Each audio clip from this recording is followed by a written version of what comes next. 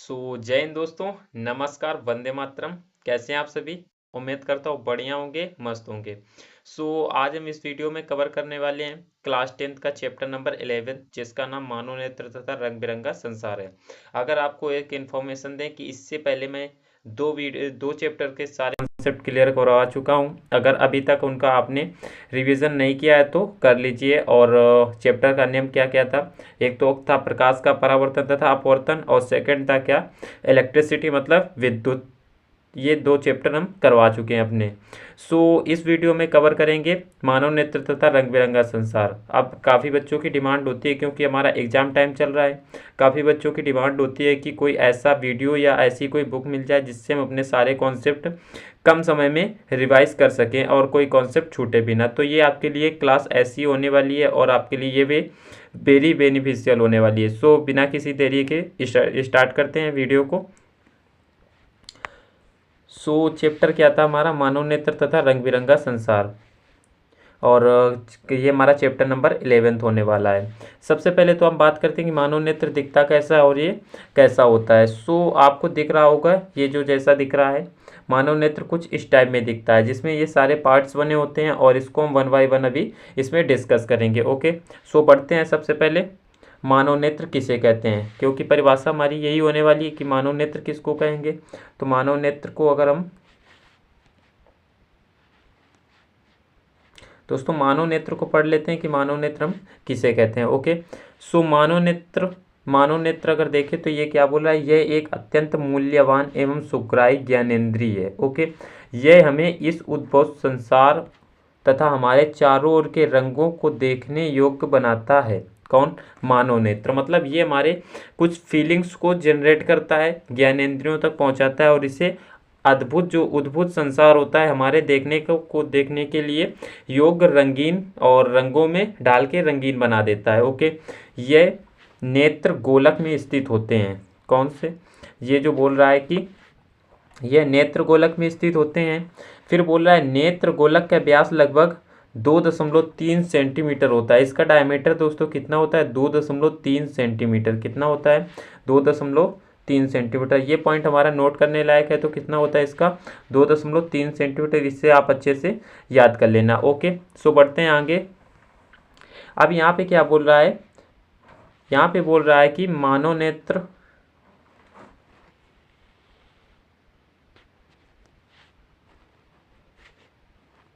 दोस्तों यहाँ पे क्या हमारा नेक्स्ट होने वाला है?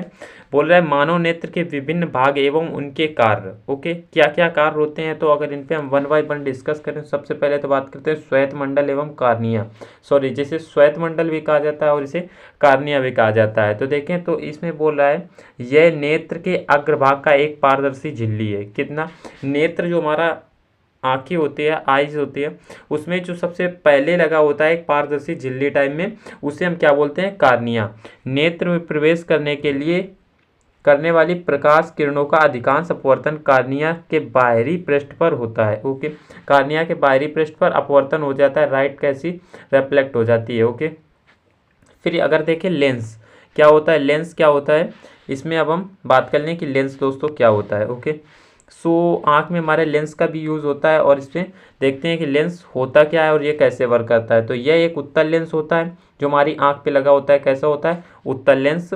फिर जो प्रकाश को रेटिना पर अभिसारित करता है, यह एक रेशेदार जेलीवत पदार्थ का बना होता है। ओके, लेंस केवल विभिन्न दूरियों पर रखी वस्तुओं को रेटिना पर फोकसित करने के लिए आवश्यक फोकस दूरी में सूक्ष्म संयोजन करता है। तो आपको ये भी क्लियर हो गया होगा। फिर इसके बाद बात कर लेते हैं किस पे? बात कर लेते हैं परितारिका। क्या बोलते हैं? परितारिका। ओके, कार्निया के पीछे एक गहरा पेशी डायफ्राम होता है। कैसा होता है? पेशी डायफ्राम होता है जो पुतली के आकार का होता है। नियंत्रित करता है किसको? पुतली के आकार को नियंत्रित करता है। ओके, फिर अब बात आती है, जब हमने पुतली की बात कर ली तो ये पुतली होती क्या है, इस पर भी बात करते हैं। ओके,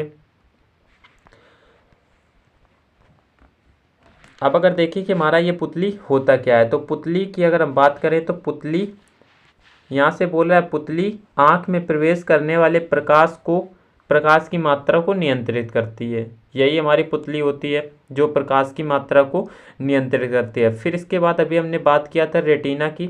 जो रेटिना होता क्या है, इस पे भी हम बात करते हैं। ओके, रेटिना किसे कहते हैं? सो यह एक कोमल सूक्ष्म झिल्ली है। कैसा? बिल्कुल एकदम नाजुक, मतलब ऐसा होता है कि एकदम कोमल सूक्ष्म छोटी सी झिल्ली होती है जिसमें प्रकाश सुग्राही कोशिकाएं अधिक संख्या में पाई जाती हैं। प्रदीप्त होने पर प्रकाश सुग्राही कोशिकाएं सक्रिय हो जाती हैं तथा विद्युत सिग्नल पैदा करती हैं। ये सिग्नल दृक तंत्रिकाओं द्वारा मस्तिष्क तक पहुंच जाते हैं। मस्तिष्क इन सिग्नलों की व्याख्या करता है और हम वस्तुओं को देख पाते हैं। ओके, सो ये रहा इसका फिगर, और इसे आप वीडियो को पॉज करके अच्छे से समझ सकते हैं। जैसा कि आप अभी हमने सारी बातों पे बात किया था। ये हमारा हो गया क्या, ये दोस्तों क्या हो गया, इसमें ये एक लेंस लगा हुआ है और ये हमारी क्या पुतली लगी हुई है, परितारिका ये लगा हुआ है। फिर इसके बाद अगर श्वेतमंडल ये देख लें, नेत्रोत्कृष्टलीय दृढ़पट्टिकल दृढ़ तंत्रिका और ये जो पश्चमावी पेशियां होती हैं, ये सब इसमें आप अच्छे से क्लियर कर सकते हैं। सो आप इसका स्क्रीनशॉट ले लेना और अच्छे से आप इसको क्लियर कर लेना, क्योंकि इससे हमारे क्वेश्चन बन जाते हैं कभी कभी। ओके, सो बढ़ते हैं अब आगे की ओर। फिर देखते हैं दूर बिंदु, फोकस 4 पॉइंट क्या होता है। दोस्तों फोकस पॉइंट या 4 पॉइंट क्या होता है। 4 पॉइंट पे अगर हम बात कर लें तो 4 पॉइंट होता क्या है, किसे कहते हैं? बोल रहा है वह दूरतम बिंदु जिस तक कोई नेत्र वस्तुओं को सुस्पष्ट देख सकता है, नेत्र का दूर बिंदु कहलाता है। ओके, सामान्य नेत्र के लिए यह अनंत दूरी पर होता है। कैसा होता है? अनंत दूरी पर होता है। फिर देखते हैं निकट बिंदु क्या होता है। किसको देखते हैं? निकट बिंदु क्या होता है। निकट बिंदु की अगर हम बात कर लें तो बोलता है वह न्यूनतम दूरी जिस पर रखी कोई वस्तु बिना तनाव के अत्यधिक स्पष्ट देखी जा सकती है। ओके, उसे नेत्र का निकट बिंदु कहते हैं। कम से कम दूरी जिसमें हमारा कोई ज़्यादा तनाव टेंशन ना लगे, उसको हम न्यूनतम दूरी या नियर पॉइंट बोलते हैं। ओके, और फिर देखते हैं आगे की ओर।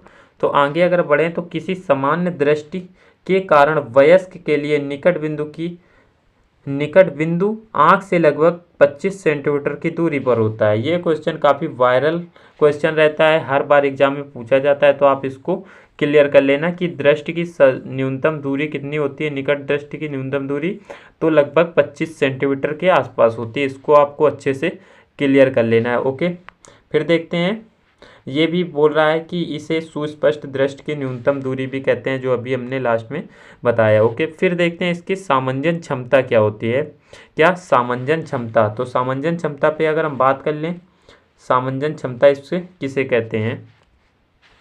तो अभिनेत्र लेंस की वह क्षमता है जिसके कारण वह अपनी फोकस दूरी को समायोजित कर लेता है, सामंजन कहलाती है। लेंस की वक्रता पश्चिमावी पेशियों द्वारा नियंत्रित की जाती है। ओके, सो इतना क्लियर हुआ। आगे बढ़ लेते हैं अब। फिर देखते हैं पश्चिमावी, यहाँ पे कुछ इस टाइप का आपको दिख रहा होगा। ओके, कि पश्चिमावी पेशियाँ क्या होती हैं। पश्चिमावी पेशियाँ ऐसे कुछ दिख रहा है, आपको इसे क्लियर कर लेना है। और इसे मतलब ये जो आपका दे रखा है सभी 1 बाय 1 अच्छे से क्लियर करना है। ओके, फिर बढ़ते हैं दृष्टि दोष तथा उनका संशोधन की, मतलब दृष्टि दोष होते क्या है, फिर उनके सुधार के कारण क्या, मतलब उनको हम कैसे सुधार सकते हैं, इस पे देखते हैं। ओके, सो दोस्तों देखते हैं सबसे पहला जो रोग होता है क्या, मोतियाबिंद का। किसका रोग होता है? मोतियाबिंद का। तो मोतियाबिंद का रोग कैसे होता है? अधिक उम्र के कुछ व्यक्तियों के नेत्र का क्रिस्टलीय लेंस दूधिया तथा धुंधला हो जाता है। कैसा? धुंधला टाइप में हो जाता है। इस स्थिति को मोतियाबिंद कहते हैं। इसके कारण नेत्र की दृष्टि में कमी या पूर्ण रूप से दृढ़ क्षय हो जाता है। दोस्तों कैसा हो जाता है? पूर्ण रूप से कमी हो जाती है या दृढ़ क्षय हो जाता है। फिर देखते हैं जो हमारा मोतियाबिंद है, मोतियाबिंद के लिए जो हमारा मतलब इलाज होता है, इसका क्या होता है। सो देखते हैं, मोतियाबिंद की शल्य चिकित्सा के बाद दृष्टि का वापस लौटना संभव है। ओके, जब इसका इलाज हो जाता है या मेडिकल हो जाता है तो इसके बाद ये वापस लौटना इजी रहता है, मतलब संभव रहता है। ओके, फिर इसके बाद देखते हैं जो हमारा निकट दृष्टि दोष होता है। कैसा? निकट दृष्टि दोष। निकट इस दोष में व्यक्ति निकट रखी वस्तुओं को स्पष्ट देख सकता है, परंतु दूर रखी वस्तुओं को सुस्पष्ट नहीं देख पाता। मतलब जो हमारी दूर रखी वस्तुएं हैं उनको अच्छे से नहीं देख पाता। दोस्तों इसमें काफ़ी बार बच्चों को कन्फ्यूज़न रहती है कि इसको कैसे, जैसे निकट दृष्टि दोष है तो इसमें निकट की वस्तुएं नहीं दिखती होंगी, बट ऐसा बिल्कुल नहीं होता है। इसमें क्या होता है कि निकट जो हमारी वस्तुएं होती हैं उनको तो हम ईजिली तरीके से उनको साफ साफ देख सकते हैं, बट क्या होता है कि जो हमारी दूर की वस्तुएं होती हैं उनको हम अच्छे से क्लियरली विजुअल नहीं कर पाते हैं, तो उनको क्या बोलते हैं, निकट दृष्टि दोष बोलते हैं। इसको आपको अच्छे से क्लियर कर लेना है। ओके, अभी इसके लेंस के बारे में बात करेंगे कि इसका निवारण कैसे होता है, इसके लिए कौन से लेंस का यूज़ किया जाता है। ओके, फिर देखते हैं अगला, ऐसे जो दे रखा है कि ऐसे दोष युक्त व्यक्ति का दूर बिंदु अनंत पर ना होकर नेत्र के पास आ जाता है। कैसा,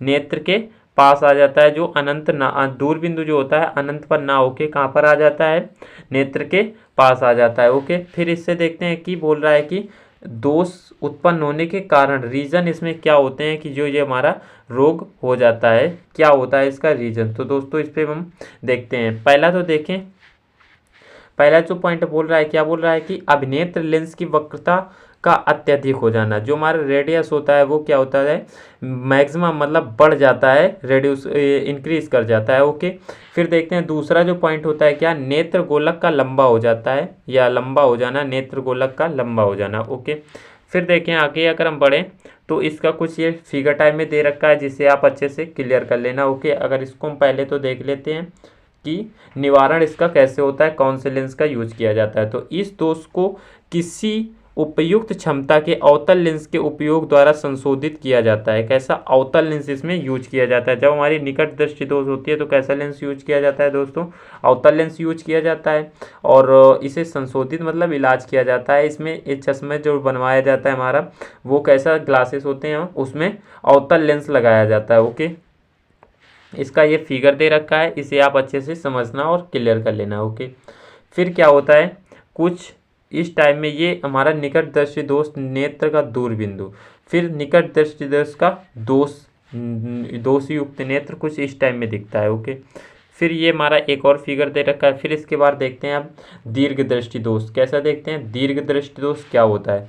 दीर्घ दृष्टि दोष अगर हम बात कर लें दोस्तों, तो दीर्घ दृष्टि दोष में क्या बोल रहा है कि दीर्घ दृष्टि दोष युक्त कोई व्यक्ति दूर की वस्तुओं को तो स्पष्ट देख सकता है, बट क्या होता है कि निकट रखी वस्तुओं को स्पष्ट रूप से विजिबल नहीं कर पाता, मतलब क्लियरली विजिबल नहीं कर पाता। ऐसे दोष युक्त व्यक्ति का निकट बिंदु समानता निकट बिंदु 25 सेंटीमीटर से दूर हट जाता है। ओके, दोष उत्पन्न होने के रीज़न क्या क्या होते हैं, जो इसमें दोष उत्पन्न होने के रीज़न पे भी बात कर लेते हैं हम।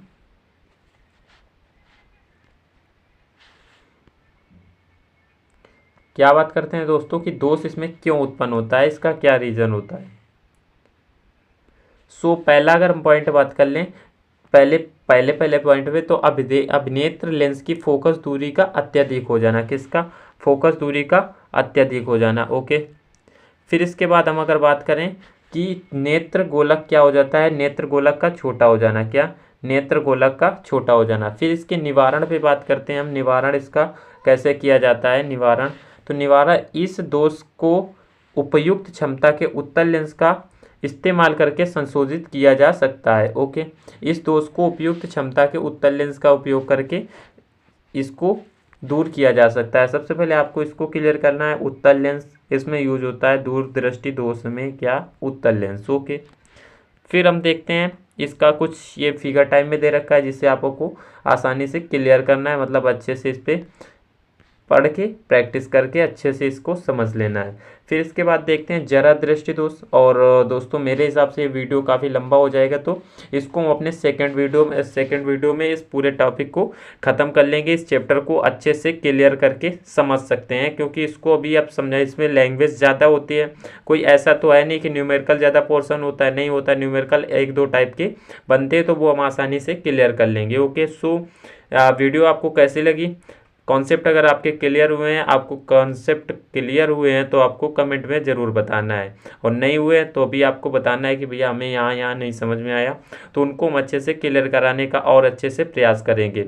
सो मिलते हैं नेक्स्ट वीडियो में, तब तक के लिए जय हिंद, वंदे मातरम, टेक केयर।